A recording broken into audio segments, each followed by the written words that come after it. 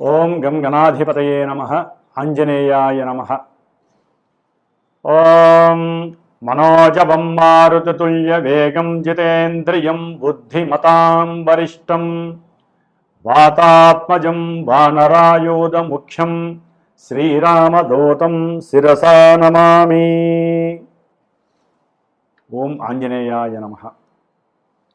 వీక్షిస్తున్నటువంటి ప్రేక్షకులందరికీ కూడా అంతరిక్షంలో సంచరిస్తున్నటువంటి నవగ్రహాలు, అట్లాగే నక్షత్ర మండలంలో ఉన్నటువంటి సమస్త దేవతామూర్తులు కూడా మిమ్మల్ని ఆశీర్వదించాలని ఈ ఏప్రిల్ మాసంలో 1వ తేదీ నుండి కూడా 30వ తేదీ వరకు గ్రహ గోచారాన్ని మనం గమనించినట్లయితే ముఖ్యంగా మీనరాశిలో ఉన్నటువంటి శని భగవానుడితో ఏప్రిల్ 14వ తేదీ వరకు కూడా సూర్యుడు, అట్లాగే ఏప్రిల్ 2వ తేదీ నుండి కుజుడు, ఈ 3 గ్రహాలు కూడా మరి దాదాపుగా ఏప్రిల్ 15 వరకు కూడా పాపగ్రహ మిళితమై మీనరాశిలో ఉంటూ ఎంతో మంది కొంతమంది రాశులకి ఈ యొక్క 3 గ్రహాల యొక్క యుతి మహాదోషప్రదంగా కనిపించేటటువంటి అవకాశం ఉంటుంది. అలాగే విద్య, వివాహము, అట్లాగే సత్సంతానము, వ్యాపారము, కోర్టుకు సంబంధించినటువంటి లావాదేవీలు, ఉన్నతమైనటువంటి విద్య, శారీరక ఆరోగ్యము, ఆర్థికపరమైనటువంటి సమస్యలు, ఇట్లా మానవ జీవితంలో నిత్యము ముడిపడి ఉన్నటువంటి ప్రతి ఈవెంటు కూడా ఆ వ్యక్తి యొక్క జననకాల సమయాన్ని బట్టి, అతను పుట్టినటువంటి ప్రదేశాన్ని బట్టి, తేదీని బట్టి లగ్నము, అట్లాగే నడుస్తున్నటువంటి ఇప్పుడు దశలు, అంతర్దశల వారీగా మాత్రమే మనకి గోచారంలో అక్కడ గ్రహస్థితి ఇక్కడ ప్రస్ఫుటమై గోచారంలో వారి యొక్క మానసిక స్థితిని చూపించేటటువంటి చంద్రగ్రహ రాశి నుంచి ఏ ఏ రాశుల వారికి ఏ ఏ గ్రహాలు ఏ స్థానాల్లో ఉండి ఏ రకమైనటువంటి ఇబ్బందులని అలాగే శుభాలని కలుగజేస్తాయి, కొంతమందికి శుభాలు కలుగజేస్తాయి అనుకున్నటువంటి రాశుల వారికి చాలా ఇబ్బందులు ఎదుర్కొనే పరిస్థితులు కూడా కనిపిస్తూ ఉంటాయి నాకు వచ్చేటటువంటి కొన్ని ఫోన్ల ద్వారా, నాకున్నటువంటి అనుభవం ద్వారా. మరి కొంతమందికి ఇబ్బందులు కలుగుతాయి, అశుభాలు కలుగుతాయి అన్న వాళ్ళకి చక్కటి శుభాలు కలిగే అవకాశాలు ఉంటాయి. అంటే పెళ్ళిళ్ళు కావచ్చు, మంచి విద్యాభ్యాసం, విదేశీయానం, ఇలా. ఎందుకంటే మనకి గోచారం కన్నా ఇంకొక ఉన్నతమైనటువంటి స్థాయి జన్మ లగ్నము, దశలు, అంతర్దశలు.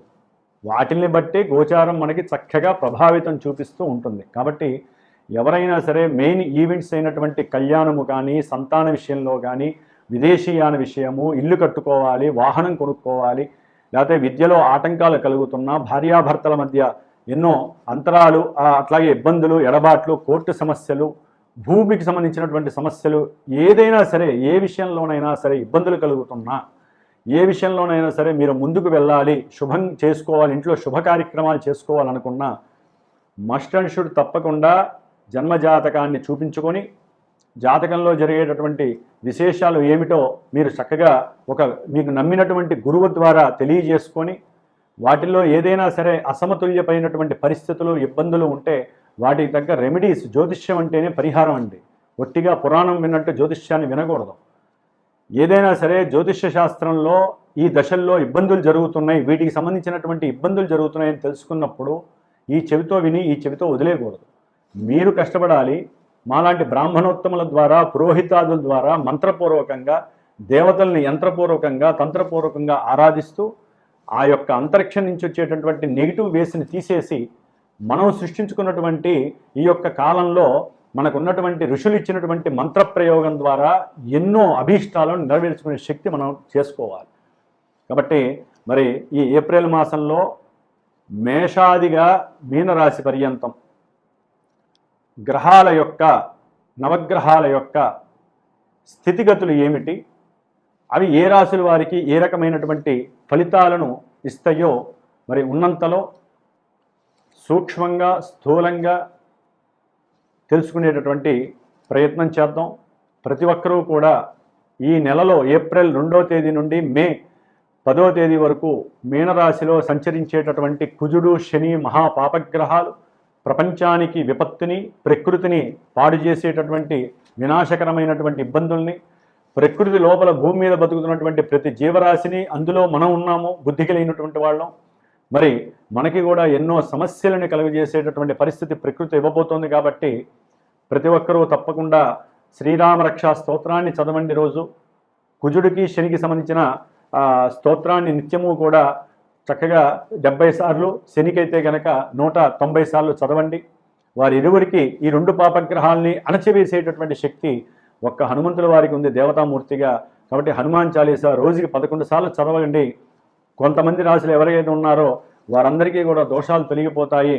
అట్లాగే ముఖ్యంగా శ్రీమాత జ్యోతిషాలయ పీఠంలో మా పీఠంలో ఈ 41 రోజులు ఏప్రిల్ 2వ తేదీ నుండి మే 11వ తేదీ వరకు కూడా ఈ కుజశనులకి ఇద్దరికీ కూడా జపాలను ఆచరిస్తూ దేవతామూర్తి అయినటువంటి హనుమంతుల వారికి చక్కగా మంజు సూక్త జప పారాయణ చేస్తూ రోజు వారికి సంబంధించిన హనుమాన్ చాలీసా పారాయణ చేస్తూ నిత్య అర్చన చేస్తూ చివరిలో హనుమత్ జయంతి మే 12వ తేదీన పవన సూక్తంతో మృత్యుంజయ మంత్రంతో పాశుపత రుద్ర హోమాన్ని చేస్తూ హనుమంతుడి యొక్క సహస్రనామ హోమము సీతారామచంద్రుల వారి యొక్క అష్టోత్తర నామాలతో హోమము ఆచరిస్తున్నాను మే 12వ తారీఖున.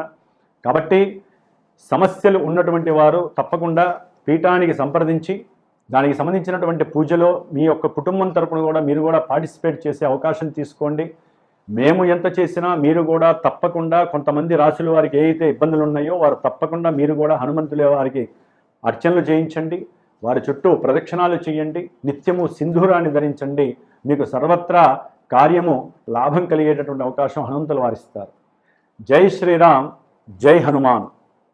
తులారాశి వారికి ఈ ఏప్రిల్ మాసంలో గ్రహాల యొక్క గోచార స్థితిగతులను కనుక మనం గమనించినట్లయితే ముఖ్యంగా సూర్య భగవానుడు తులారాశి వారికి ఏప్రిల్ మాసం 14వ తేదీ వరకు కూడా శుభస్థానమైనటువంటి 6వ స్థానంలో, అలాగే మీనరాశిలో ఉంటూ శని భగవానుడితో మరియు మిత్రుడైనటువంటి కుజుడితో కలిసి 3 పాపగ్రహాలు 6వ స్థానంలో ఉండటం హర్షించదగినటువంటి చాలా శుభప్రదమైనటువంటి విషయంగా భావించాలి తులారాశి వారికి.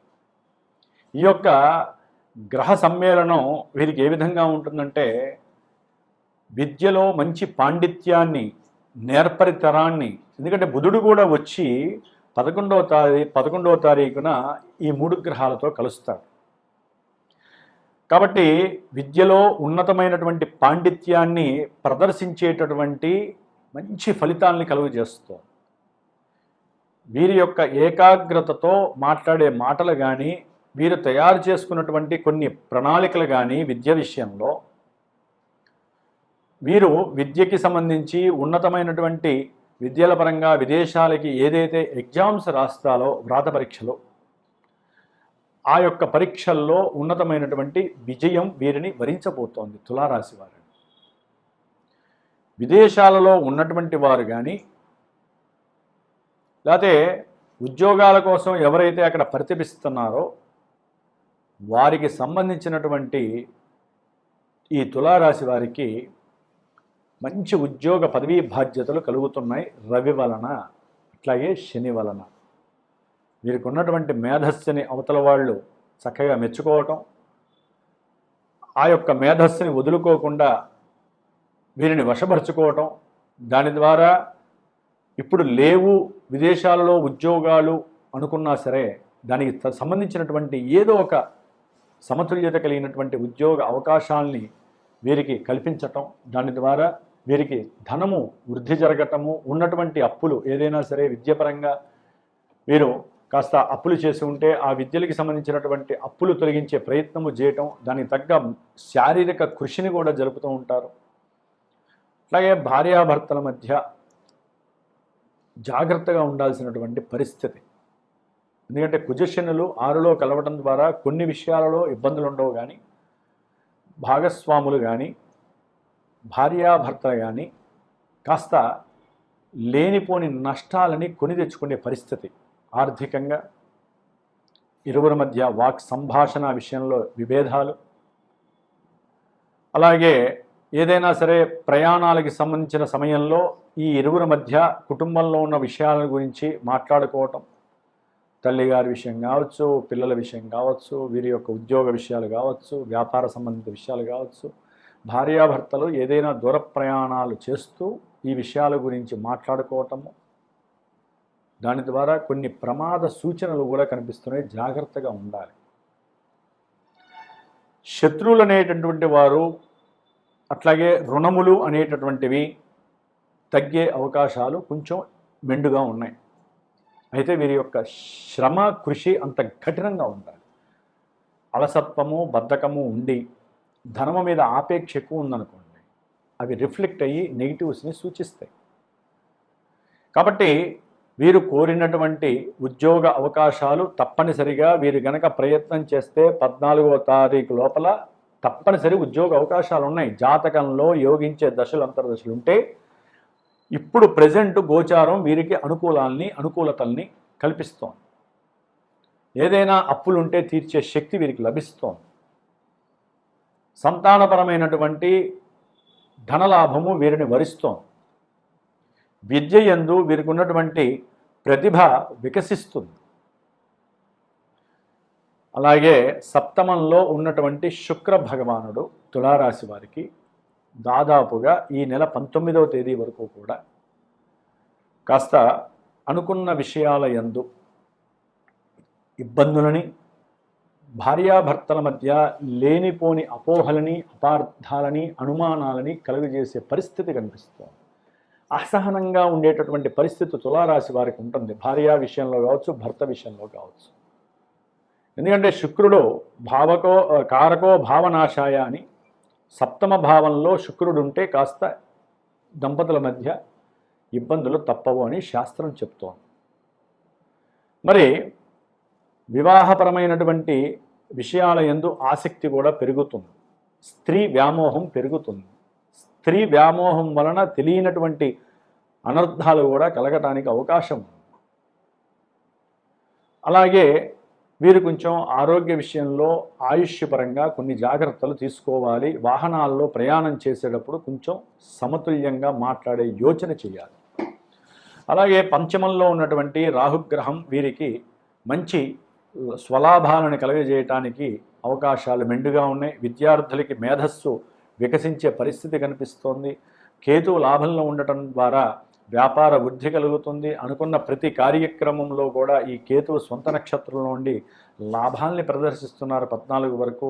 సప్తమంలో ఈ నెల 15వ తేదీ నుంచి కూడా మరి తులారాశి వారికి సప్తమంలో రవి రావటం ద్వారా, ఉచ్చస్థితిని పొందడం ద్వారా వ్యాపారపరమైనటువంటి యోచనలు చేసేవాళ్ళకి కానీ, లలిత కళల్లో ప్రావీణ్యం ఉన్నటువంటి వారు కానివ్వండి, క్రీడాకారులు, ఎవరైనా సరే గవర్నమెంట్ జాబ్స్ పరంగా ప్రయత్నం చేస్తున్నటువంటి వారికి ఇటు గురుబలం చూస్తేనేమో చక్కగా వీరి రాశి మీద చక్కటి దృష్టి పడుతుంది గురుడిది. సూర్యుడు కూడా ఉచ్చస్థితిలో ఉండి లాభస్థానాధిపతియే చూస్తున్నాడు. ఇంకెక్కడికి పోతుందండి? 6లో చూస్తే 3 గ్రహాలు. చివరికి కాస్త ఈ బుధుడు నీచస్థితి దోషం ఉంటుంది కాబట్టి వీరు ఓం నమో నారాయణాయ అనే మంత్రాన్ని కానీ, విష్ణు సహస్రనామం వచ్చిన వాళ్ళు విష్ణు సహస్రనామం చేస్తే కోర్టు సమస్యలు కానీ, లేకపోతే విదేశాలకి వెళ్ళేటటువంటి వాళ్ళు కానీ, విదేశాల్లో ఉన్నటువంటి వారికి కానీ బుద్ధిహీనత పనులు చేయకుండా జాగ్రత్తలు పడతారు. కాస్త నర్వస్ పరంగా అనారోగ్య సూచనలు కనిపిస్తున్నాయి. కటి భాగము అంటే నడుము భాగము, లేకపోతే పాదాలకు సంబంధించినటువంటి చర్మ సంబంధిత వ్యాధులు కానీ వీరికి కాస్త ఆ లోపల ఫీలింగ్ నేచర్ వలన వీరికి ఉన్నటువంటి బుద్ధి కుశలత తగ్గుతుంది అంతే. ఎందుకంటే కుజుడు బుధుడు, శని బుధులు కలవడం ద్వారా వీరికి ఉన్నటువంటి తెలివితేటలు నశిస్తాయి. వీరికి ఉన్నటువంటి ఏకాగ్రత తొలగిపోతుంది. చేయాలనుకున్న పని మర్చిపోయి లేటుగా చేయడం ద్వారా ఆ వచ్చేటటువంటి లాభము రాదు. కాబట్టి ఏదేమైనప్పటికీ గురుబలము, భాగ్యంలో ఉన్నటువంటి గురుబలము, అట్లాగే శుక్రుడి యొక్క బలము, లాభంలో ఉన్న కేతువు యొక్క బలము, 6వ స్థానంలో ఉన్నటువంటి మరి బుధుడు, రవి, కుజుడు, అలాగే శని భగవానుడు యొక్క బలము, పంచమంలో ఉన్నటువంటి రాహు యొక్క బలము చాలా అద్భుతంగా ఉంది తులారాశి వారికి ఏప్రిల్ మాసంలో. కాకపోతే రాహు పంచమంలో ఉన్నాడు కాబట్టి ప్రేమ విషయంలో ఎవరికైనా కొన్ని ఇబ్బందులు కలిగే అవకాశం ఉంటుంది. స్టాక్ మార్కెట్లో, షేర్స్లో కూడా కాస్త సాధ్యంతరకు అవకాశాలు మెండుగానే ఉంటాయి. కానీ జాగ్రత్తలు పడండి. దుర్గాదేవి యొక్క నామస్మరణ చేయండి, అంతా శుభమే కలుగుతుంది. కొంచెం మాత్రము వ్యాపారస్తులు కానివ్వండి, వివాహ విషయంలో నిర్ణయాలు తీసుకునే వాళ్ళు ఈ నెల 15 నుంచి కూడా కాస్త ఆదిత్య హృదయాన్ని కానీ సూర్య నమస్కారాలు కానీ తప్పకుండా చేయండి. లాభం అభీష్టం సిద్ధిస్తుంది. ఏదేమైనప్పటికీ కూడా జన్మజాతకంలో ఉన్నటువంటి లగ్నము, లగ్న బలము, అలాగే దశలు అంతర్దశలు మాత్రమే గోచారంలో నాంది పలుకుతాయి. ఇప్పుడు చెప్పిన శుభాలన్నీ తులారాశి వారందరికీ వచ్చేస్తాయి అనుకోవడం మాత్రం భ్రమ. ఎవరి జన్మజాతకం వారిని వేధిస్తుంది, కొంతమంది ఎక్కువ లాభం పెడుతుంది. కాబట్టి ఎవరైనా సరే ముఖ్యమైన ఈవెంట్స్ చేసుకునేటప్పుడు కానీ, ఇబ్బందులు పడుతున్నప్పుడు కానీ ముందు వాళ్ళ యొక్క జన్మజాతకాన్ని మీకు నచ్చినటువంటి గురువుని సంప్రదించండి. మీ మనసులో ఏ గురువు మీద అయితే ఫోకస్ పడుతుందో ఆ గురువుతో సంప్రదించండి. అసలు మీ యొక్క జన్మ జాతక విశేషాల గురించి, ఇప్పుడు నడుస్తున్న దశల గురించి తెలుసుకోండి.